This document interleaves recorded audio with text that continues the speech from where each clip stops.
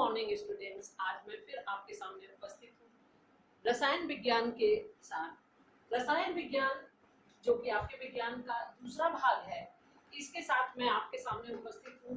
इसका प्रथम जो चैप्टर है वो रासायनिक अभिक्रियाएं एवं समीकरण।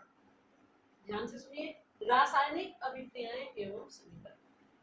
आप इस पाठ के अंतर्गत जो भी कुछ पढ़ेंगे वो आपके सामने बराबर दिन भर कुछ न कुछ होता रहता है, जिसे आप देखते रहते हैं। इसमें परिवर्तन होते रहते हैं, आप देखते हैं समय के साथ या सुबह दोपहर शाम के साथ कुछ न कुछ परिवर्तन होते रहते हैं। परिवर्तन प्रकृति का नियम है। ये जो परिवर्तन होते हैं, जैसे आपने देखा होगा गर्मी बहुत पड़ी, आपने सुना होगा पहाड़ों पर से बर्फ गल गई, पहाड़ों पर जो बर्फ जमी थी वो समाप्त हो गई, उसके बाद वो जल बन गया। अब यहाँ पर मैदानों में आपने देखा होगा गर्मी बहुत ज्यादा बढ़ रही है। गर्मी बहुत ज्यादा पड़ने से क्या है कि जल जो है, खुली हुई सतह का जल, जैसे नदी का, तालाब का, समुद्र का जल जो है, जो खुली सतह का पानी है, वह वाष्प बनकर उड़ता रहता है। वाष्प बन के उड़ करके क्या बनता है? बादल बन जाता है। ये बादल फिर से जब द्रवित होता है तो पानी बरसने लगता है। तो इस तरह से परिवर्तन होता रहता है। बर्फ जो है वो पिघलती है, जल बन जाता है। इसी तरह से और भी क्रियाएं हैं, जैसे हमने बल्ब का स्विच ऑन किया या बिजली का स्विच ऑन किया, बल्ब जल उठा।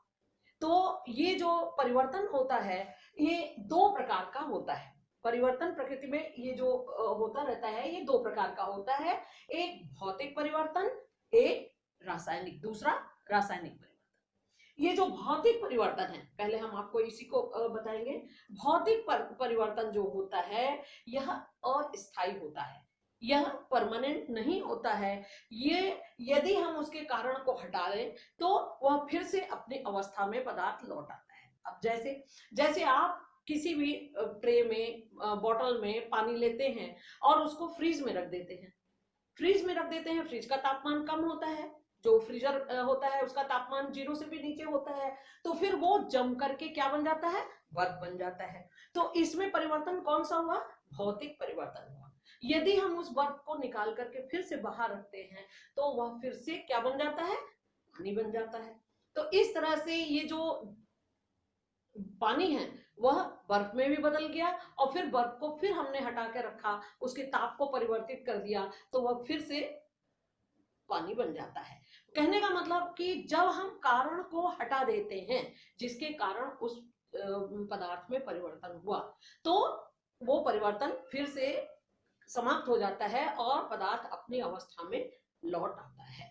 तो ये भौतिक परिवर्तन के अंतर्गत आता है। भौतिक परिवर्तन में पदार्थ का आकार बदल सकता है, रंग बदल सकता है, उसका जो स्टेट है वो बदल सकता है। जैसे ठोस है तो वो गैस बन सकता है, गैस है तो वो द्रव बन सकता है, कुछ भी हो सकता है। उसके भार और संगठन में कोई अंतर नहीं आता।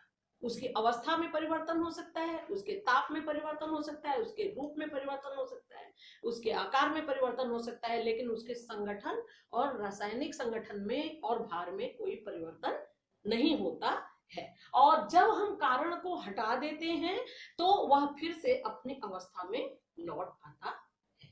इसे भौतिक परिवर्तन कहते हैं। ठीक, बात समझ में आई? अब दूसरा परिवर्तन होता है रासायनिक परिवर्तन। रासायनिक परिवर्तन में जब दो पदार्थों के बीच कोई क्रिया होती है या कोई भी परिवर्तन होता है तो उसके रासायनिक संगठन में अंतर आ जाता है। वो फिर से अपनी अवस्था में लौटकर नहीं आ सकता है। जैसे आपने देखा होगा कि ये दूध है, आप रखते हैं, भूल जाइए गर्मी के दिन में फट गया, दूध फट जाता है। अब फटे हुए दूध को फिर से तो नहीं दूध बना सकते हैं। दूध में हमने दही डाल दिया 1 चम्मच, वो दही जम गया। दही को फिर से आप उस अवस्था में, दूध की अवस्था में वापस नहीं ला सकते हैं। इसी तरह से कागज है, कागज को हमने जला दिया, कागज जब हम जला देते हैं तो वह फिर से अपनी अवस्था में नहीं लौट सकता। कहने का मतलब यह है कि जो रासायनिक परिवर्तन होता है उसमें पदार्थ का संगठन, पदार्थ का जो स्टेट है, उसकी अवस्था, सब कुछ परिवर्तित हो सकता है। यह उत्क्रमणीय नहीं होती है। उत्क्रमणीय मीन्स होता है फिर से वापस लौट के आना। यदि हम उस कारण को हटा भी दें तो भी वह लौट कर नहीं आ सकता अपनी अवस्था में। ठीक, तो इसमें पदार्थ के भार में भी परिवर्तन हो सकता है। हो सकता है कि आप कोई परिवर्तन देख रहे हो, उसमें वाष्प बन के उड़ गया, तो जो चीज वाष्प बन के उड़ गया तो वो तो फिर आप सीधे देखिए, खाना पकाते हो, जब पानी डाल करके कोई भी चावल दाल कोई भी चीज रखते हो तो भाप उसमें से निकलता रहता है। भाप निकलता रहता है मीन्स आपका पानी जो है वो इवेपोरेट होकर वाष्प बनकर उड़ता रहता है, तो उसके भार में कमी आएगी आएगी। यदि हम उसको भाप को भी ले लेंगे तब जाके वह पूरा बताएगा कि क्या हमने लिया था उतना है कि नहीं। तो इस रासायनिक परिवर्तन में आपका पदार्थ का जो भी गुण है उसका रासायनिक संगठन बदल जाता है। इसमें केवल भौतिक गुण परिवर्तित होता है, जैसे वाष्पन है, द्रवण है, और इस तरह का भौतिक गुण परिवर्तित होता है, लेकिन इसमें उसका रासायनिक गुण परिवर्तित हो जाता है। इसे हम फिर से अपनी अवस्था में वापस ला सकते हैं और इस परिवर्तन को हम फिर से अपनी अवस्था में वापस नहीं ला सकते। जैसे आप भोजन करते हो, आपके जीवन में ही ये रासायनिक परिवर्तन होते रहते हैं। भोजन करते हैं आप, जो भोजन आप करते हैं क्या उसी रूप में फिर से हम वापस ला सकते हैं? नहीं ला सकते हैं, उसमें रासायनिक परिवर्तन होता है। कल हमने बल्कि जो पाठ पढ़ाया था उसके अंतर्गत मैंने बताया भी था, वो बायो का सब्जेक्ट था। तो जो भी हम पाचन के बाद वह फिर से अपनी अवस्था में नहीं आ सकता। इसी तरह आप श्वसन करते हैं, श्वसन में आप ऑक्सीजन लेते हैं, लेकिन जब आप छोड़ते हैं तो क्या हो जाता है? वो कार्बन डाइऑक्साइड। जो आपने लिया वह वही ऑक्सीजन अगर आप छोड़ देंगे तो कोई फायदा ही नहीं होगा, आपके शरीर में श्वसन क्रिया होगी ही नहीं। तो इस तरह से ये जो रासायनिक परिवर्तन है वह पुनः वापस हम उस अवस्था में, पहली अवस्था में नहीं ला सकते। ठीक, अब दूसरा पॉइंट है, अच्छा एक चीज ध्यान रखिएगा, जो भी पॉइंट्स आपको पढ़ाए जा रहे हैं उसका मैंने लिखित कार्य पहले से ही डाल रखा है, ताकि आप उसको थोड़ा पढ़ते रहेंगे तो आपको ज्यादा समझ में आ जाएगा। ये सभी चीजें आपको मिल जाएगी व्हाट्सएप पे, हमने इसको डाल दिया है और इसको लिखते भी रहिए और उसको पढ़ते भी रहिए, और जो नहीं समझ में आता है आप उसको पूछ भी सकते हैं। ठीक, दूसरा पॉइंट है रासायनिक अभिक्रियाएं। अब देखिए रासायनिक अभिक्रियाएं क्या होती है। आपने सुना रासायनिक परिवर्तन होता है, तो रासायनिक परिवर्तन के मध्य जो क्रिया होती है उसे रासायनिक अभिक्रियाएं कहते हैं। जैसे जब दो या दो से अधिक पदार्थ आपस में क्रिया करते हैं और उससे कोई नया पदार्थ बन जाता है तो उसे हम कहते हैं रासायनिक अभिक्रियाएं। इसका आपको डिटेल व्हाट्सएप पे मिल जाएगा, क्योंकि ज्यादा समय इसमें वीडियो में लग नहीं सकता, तो आपको लिखित कार्य के लिए अलग से हम दे रहे हैं। ठीक, तो रासायनिक अभिक्रियाओं में दो या दो से अधिक पदार्थ आपस में क्रिया करते हैं और क्रिया करके एक नया पदार्थ बनाते हैं, जिसे कि इस रासायनिक परिवर्तन की अवस्था में जब क्रियाएं होती हैं, जो भी क्रियाएं होती हैं उसे रासायनिक अभिक्रियाएं कहते हैं। ठीक, बात समझ में? अब इस रासायनिक अभिक्रिया में दो चीजें होती हैं, बहुत जरूरी चीजें हैं। एक होता है अभिकारक और दूसरा जो बनता है वह होता है उत्पाद। जैसे आपने घर में ही अभी खाना बनाती होंगी आप लोग, या आप लोग बनाते होंगे या देखे भी होंगे, मम्मी कोई भी चीज बनाती है तो दो या दो से अधिक चीजें डालती है। चावल ही बनाने के लिए चावल डालती है, पानी गर्म करती है, चावल डालती है और उसमें फिर ताप उसका ऑन करती है, उसका गैस जलाती है, तो दोनों मिल करके क्या बन जाता है? आपका चावल पक जाता है। ठीक है, तो दो या दो से अधिक पदार्थों ने भाग लिया और क्या बना? आपका जो चावल है वो पक के तैयार हो गया। तो जो हमने बनाने के लिए यूज किया, प्रयोग किया, जैसे जो अभिकारक, जैसे मान लीजिए जल बनता है, तो जल में आपको मालूम है कि हाइड्रोजन और ऑक्सीजन भाग लेते हैं। कौन लेता है जल बनने में? ऑक्सीजन और हाइड्रोजन भाग लेते हैं। अब ये हाइड्रोजन और ऑक्सीजन जो ये अभिक्रिया में, रासायनिक अभिक्रिया में भाग ले रहे हैं, इन्हें अभिकारक कहते हैं। और इन दोनों के मिलने से रासायनिक अभिक्रिया के फलस्वरूप जो बनता है वो जल होता है। ये जो बनता है उसको क्या कहते हैं हम? अभिकारक उत्पाद कहते हैं। क्या कहते हैं? उत्पाद। तो रासायनिक समीकरण में दो चीजें होती है। अच्छा, इसमें ये ध्यान दीजिएगा कि अभिकारक भी दो या दो से अधिक हो सकते हैं, उत्पाद भी दो या दो से अधिक हो सकते हैं। आगे आप समीकरण देखेंगे तो आपको खुद ही लगेगा कि इसमें देखिए एक ही चीज बन के तैयार हुआ और दूसरे समीकरण में दो दो तीन तीन चीजें बन सकती हैं और उसकी अवस्था भी परिवर्तित हो सकती है। अब देखिए यहाँ पे आप सीधे देखिए, हाइड्रोजन आपका गैस है, ऑक्सीजन आपका गैस है, लेकिन बन के क्या तैयार हो गया? H2O। दोनों की प्रकृति में भी बहुत अंतर हो जाता है, अभिकारक और उत्पाद की प्रकृति में भी बहुत अंतर हो जाता है। ये आपका देखिए आग बुझाने में सहायता नहीं कर, जलाने में सहायता नहीं करता, ऑक्सीजन आग जलाने में सहायता करती है, और जो तीसरी चीज बनी उत्पाद बना, ये आग को बुझाने में काम करता है। मतलब तीनों के गुण में कितना अंतर हो गया। ठीक, तो इस तरह से रासायनिक समीकरण में अभिकारक और उत्पाद होते हैं और ये बीच में एक, अच्छा, अभिकारक और उत्पाद जो भी हैं दो या दो से अधिक, उसके बीच हम ये प्लस का चिन्ह डालते हैं, निशान डालते हैं, धन का निशान, जिससे ये पता चलता है कि ये दोनों जुड़ करके तब ये उत्पाद बन रहे हैं। अगर उत्पाद में भी दो या दो से अधिक चीजें होंगी, पदार्थ होंगे, तो उसके बीच में भी हम प्लस का निशान डालेंगे। ठीक, बात समझ में? अब इन दोनों की प्रकृति में, रासायनिक संगठन में अंतर हो जाता है, ये ध्यान रखिए। तो ये समझ में आ गया आपको, अभिकारक और उत्पाद। ये भी आपको मिल जाएगा आपके व्हाट्सएप पे। ठीक, अब आइए रासायनिक समीकरण क्या होता है। देखिए, रसायन की भाषा में बहुत सारे शब्द यूज किए जाते हैं, बहुत सारे तत्व हैं जिनके लंबे लंबे कठिन कठिन नाम होते हैं। Oxygen, hydrogen, carbon dioxide, nitrogen, बहुत सारी ऐसी चीजें हैं जिनको हम अगर पूरा पूरा नाम लिख के उसका प्रयोग करेंगे तो हम उसको लिख नहीं पाएंगे। तो उन चीजों को हम एक प्रतीक के रूप में प्रयोग करते हैं। उन तत्वों को एक प्रतीक दे दिया गया है जिससे कि हमें पता चले कि जैसे ऑक्सीजन, ऑक्सीजन लिखने में कितना बड़ा, हमने O2 लिख दिया। ठीक है, हाइड्रोजन लिखने में कितना बड़ा, अब हमने उसका H2 कर दिया। अब इस तरह से जब हम रासायनिक प्रतीकों के रूप में रासायनिक अभिक्रियाओं को दर्शाते हैं तो उसे रासायनिक समीकरण कहते हैं। बात समझ में? जब हम रासायनिक अभिक्रिया के फलस्वरूप अपने अभिकारकों को और अपने उत्पादों को, जो कि तत्व या यौगिक कुछ भी हो सकते हैं, उन्हें रासायनिक प्रतीकों के रूप में दर्शाते हैं तो उसे रासायनिक समीकरण कहते हैं। बात समझ में आई? अब देखिए, रासायनिक समीकरण जो होता है, इसमें आपको मालूम है कि किसी भी चीज को हम बनाएंगे तो उसका एक निश्चित रेशियो होना चाहिए। अब आपको पता है, सभी लोगों से अगर पूछा जाए चावल कैसे बनता है, सभी लोग कह देंगे चावल है, पानी है, डाल दिया और उसको गैस पे चढ़ा दिया, पक गया। लेकिन हर व्यक्ति से वो चीज सही नहीं बन सकता, क्योंकि उन्हें नहीं पता है कि कितना चावल डालना है, कितना उसमें पानी डालना है, या कितनी दाल डालनी है और कितना उसमें पानी डालना है, कितना नमक डालना है, कितनी हल्दी डालना है, तो वो पक के अच्छा सा तैयार हो जाएगा। सभी लोग खाना बनाते हैं लेकिन सब बिल्कुल सही नहीं बना पाते हैं। उसका कारण होता है कि सही रेशियो का ज्ञान ना होना।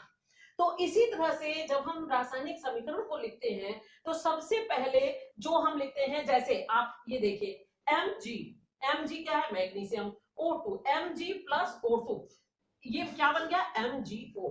आप यहाँ पे देख रहे हैं ये मैग्नीशियम, यहाँ ये जो आपको एक चीज और बता दें कि ये जो नीचे लिखा हुआ है यह किस रूप में है, किस अवस्था में है, वो तत्व किस अवस्था में है या यौगिक किस अवस्था में है, उसको S मीन्स सॉलिड, मीन्स ठोस, और G मीन्स गैस, और S मीन्स ये भी सॉलिड। अब अगर ये द्रव रहेगा तो उसको अलग हम सूचित करेंगे, तो सॉलिड, लिक्विड, और लिक्विड उसको लिक्विड L से लिखेंगे। अगर वो जैसे ये जल बना तो ये क्या हो जाएगा? L, liquid.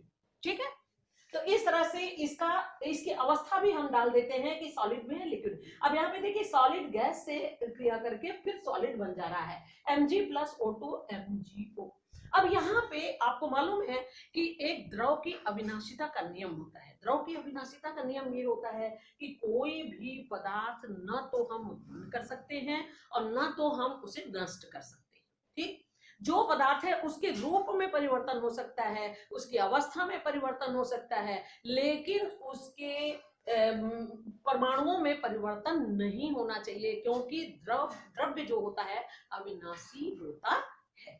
तो अब यहाँ पे हम देख रहे हैं Mg एक एटम है, एक अणु है, और O2 में यहाँ 2 है, और यहाँ MgO एक है। अब यहाँ पे Mg एक है, ये Mg एक है, लेकिन यहाँ O2 2 है, और यहाँ पे ऑक्सीजन जो O लिखा है वो एक है। इसका मतलब कि ये संतुलित समीकरण नहीं है, इसमें अब इसका रेशियो अभी सही नहीं है। इसको कंकाली समीकरण कहते हैं। जैसे जब कोई चीज आप बनाते हो तो अब भगवान जी ने जब शरीर की रचना की होगी तो पहले हड्डी की रचना की, हड्डियां खाली बन गई तो क्या शरीर पूरा हो गया? नहीं हुआ।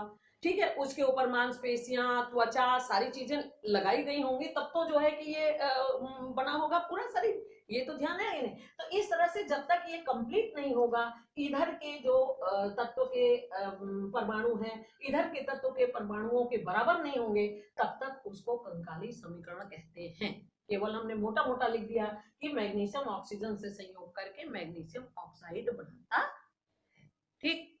अब मैग्नीशियम का रिबन होता है, मैग्नीशियम के रिबन को अगर हम ऑक्सीजन में छोड़ दें, ऑक्सीजन के साथ अभिक्रिया कराते हैं, तो वह ज्वाला के साथ जलता है और मैग्नीशियम ऑक्साइड बनाता है। यहाँ पे एक प्रश्न आता है, मैग्नीशियम के रिबन को जलाने के पहले उसको रेगमार्क से रगड़ते क्यों? क्योंकि देखिए कुछ चीजें ऐसी होती हैं जिसको हम वातावरण में छोड़ दें तो वो ऑक्सीजन से संयोग करके ऑक्साइड बनाने लगती हैं, उसके ऊपर एक परत चढ़ जाती है, उसके ऊपर ऑक्साइड की एक परत हो जाती है। जैसे आपने देखा होगा लोहे को अगर नमी में और छोड़ दिया जाए और हवा में तो उसके ऊपर जंग लग जाता है। इसी तरह से जस्ते को या फिर ऐसे है आप चांदी है, ये सब है, आपने देखा होगा काला पड़ जाता है, मम्मी लोग जाती है उसको साफ कराने के लिए, क्योंकि उसके ऊपर ऑक्सीजन से अभिक्रिया करके वो ऑक्साइड की परत जमा हो जाती है, इसलिए उसको रेगमार्क से रगड़ के साफ करके तब उसके बाद उसको क्रिया कराते हैं। ठीक। अब रासायनिक समीकरण आपने देखा जैसे AgNO3, अभी अभी हमने आपको बताया था ना कि अभिकारक 2 या 2 से अधिक भी हो सकते हैं और उत्पाद भी 2 या 2 से अधिक भी हो सकते हैं। यहाँ पे देखिए AgNO3 silver nitrate plus NaCl sodium chloride. AgNO3 silver nitrate जब सोडियम क्लोराइड से क्रिया करता है तो सिल्वर क्लोराइड और NaNO3 मतलब सोडियम नाइट्रेट बन जाता है। इस पूरे भाग को AgNO3 प्लस NaCl जो हमने लिया इसको उत्पाद कहेंगे, और ये जो है गिब्स, ये रासायनिक अभिक्रिया हो रही है, ये जो तीर का निशान है ना, ये क्या देता है, इसके बीच रासायनिक अभिक्रिया हो रही है, ये दर्शाने के लिए ये लिखा जाता है। और फिर AgCl सिल्वर क्लोराइड बन रहा है और NaNO3 मींस सोडियम नाइट्रेट बन रहा है। इस भाग को क्या कहेंगे? अब उत्पाद। क्या कहेंगे? उत्पाद। ठीक। अब इसको जो है हम कंकाली समीकरण के रूप में ही केवल नहीं दर्शा सकते, इसको दर्शाने के लिए हम उसको संतुलित भी करते हैं। संतुलित करने का अभी हमने बताया ना कि कोई भी पदार्थ ना तो नष्ट होता है ना तो वो उत्पन्न किया जा सकता है, इसलिए हमें संतुलित करना पड़ता है। संतुलित करने का कोई बहुत एकदम एग्जैक्ट नियम नहीं है, इसके लिए हमको ये देखना पड़ता है कि जो अभिकारक है उसमें किसी भी तत्व का कितने परमाणु हैं और जो उत्पाद हैं उससे बन रहा है उसमें कितने तत्व हैं। तो ये देखिए, अब यहाँ पे हमने आपको दिखाया था कंकाली समीकरण जो लिखा था, ये Mg प्लस O2 MgO। ठीक है, अब उसी को देखिए जब हम संतुलित कर रहे हैं, पहले देखेंगे हम। अब यहाँ पे MgO, Mg इधर तो एक है लेकिन इधर भी एक है, और O2 यहाँ पर 2 है और यहाँ पर 1 है। अब इसको संतुलित करने के लिए हमें क्या करना पड़ेगा कि O2 Mg को, हमें O2 को संतुलित करने के लिए हमें Mg को 2 से गुणा करना पड़ेगा। अब 2 से जब हम गुणा कर रहे हैं तो देखिए ये क्या बन जा रहा है, 2MgO, 2MgO। अब देखिए यहाँ पर Mg 2 है, इधर भी Mg 2 हो गया। अब यहाँ पे O2 है 2, अब यहाँ पे 2O हो गया ना, 2 हो गया कि नहीं? तो अब ये परमाणु और ये परमाणु दोनों बराबर हो गए और इसे संतुलित समीकरण कहते हैं। दोनों के परमाणु जितने भी तत्व भाग ले रहे हैं, चाहे इधर उत्पाद और जो उत्पाद हैं वो इससे मैच करने चाहिए, मिलने चाहिए, तो उसे हम संतुलित समीकरण कहते हैं। इसी तरह से आप देखिए H2 plus Cl2, H2 plus Cl2, H plus Cl2, H hydrogen chloride. अब इसको H2 प्लस Cl2 2HCl, देखिए अब यहाँ पे 2H, यहाँ भी 2H, यहाँ Cl2 2Cl हो गया कि नहीं, तो ये बराबर हो गए, तो इसको हम संतुलित समीकरण कहते हैं। आज आप लोगों को रासायनिक अभिक्रियाएं और समीकरण समझाया गया। इसके बाद आपको जो भी इसमें आपको बताया गया है, ये सारी चीजें आपको व्हाट्सएप पे मिल जाएंगी लिखित रूप में, जिसको कि आप एकदम अच्छे से तैयार करेंगे और तैयार करके उसको कॉपी पे रजिस्टर पे लिख लेंगे, जो आपके होमवर्क में भी काम करेगा, प्लस आपकी कॉपी भी तैयार हो जाएगी। और आप ये बिल्कुल ना सोचें कि ये चीजें बार बार पढ़ाई जाएंगी, अभी स्कूल कब खुलेगा, नहीं खुलेगा, कितना टाइम लगेगा, तो आप लोग इसको सीरियसली लीजिए और अच्छे से उसको तैयार कीजिए। आप अपना नोट्स बनाइए, नोट्स बनाने के बाद यदि कोई दिक्कत आती है तो आप उसको पूछ भी सकते हैं, ठीक है। तो अब ये चीजें हम व्हाट्सएप पे डाल दे रहे हैं, जिससे आपको कोई दिक्कत नहीं आएगी कि अगर आपके पास किताब नहीं है, हाय राम कैसे पढ़ें क्या ना करें, तो आप ये देखिए कि आपके व्हाट्सएप पे वो डला हुआ है। इसके साथ ही आपको हम कुछ और बताना चाह रहे थे, ताकि आप पहले से तैयारी कर लें।